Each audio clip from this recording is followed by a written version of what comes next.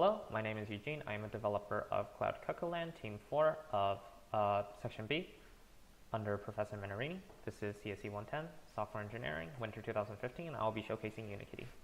First, what I'd like to do is log in. Okay, so as an administrator, I have a couple things I can do. I can create users. So let's say I want to create a marketing user. Market. Okay, I can also delete users. Notice that I do this without refreshing the page. Similarly, I can do this with services. I won't do so for now. Okay, log out. Let's say I forgot my password. Oops. Okay, so what Unikitty is going to do is send me a temporary password.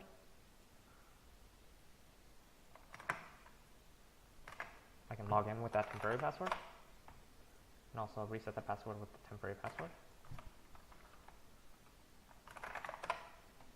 Log out, log back in with the new password I set.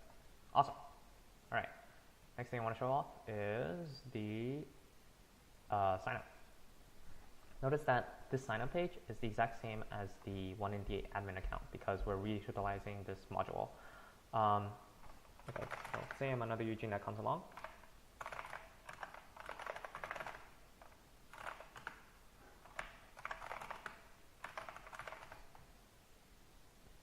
Tells me that username is already taken. So you can see that just using AJAX calls, I'm able to get enough information for like user to submit a request to create a new user, as well as get a reply and display that error to the user.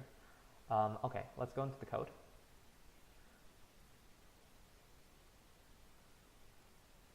So for modeling the data, we use something called SQL Alchemy. What this allows us to do is bind every single class to a table, and each row of the table will represent an object. And what this allows us to do is, with a lot of extra setup, we're able to create code that looks like we're just modifying Python objects and have it sync with the database.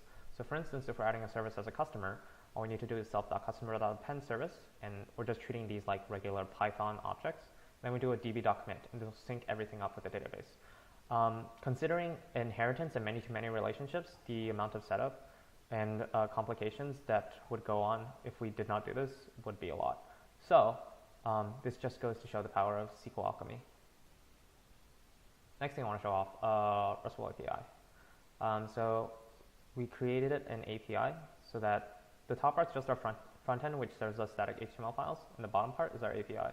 So the HTML files, they query and make post and put, delete, etc. requests on the API, and the API does its changes, replies with a JSON object, and then the AJAX is able to, without refreshing the page, make changes and display those to the user.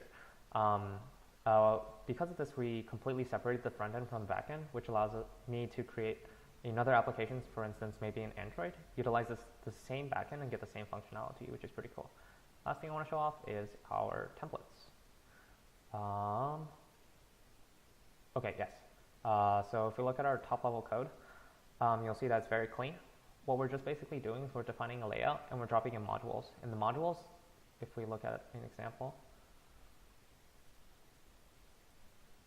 you can see that modules also utilize submodules. So the code is very clean, and we can also create dynamic layouts, which allow for when we do want to change the layout, we don't need to change the underlying modules. Okay, so that's all I want to show off today.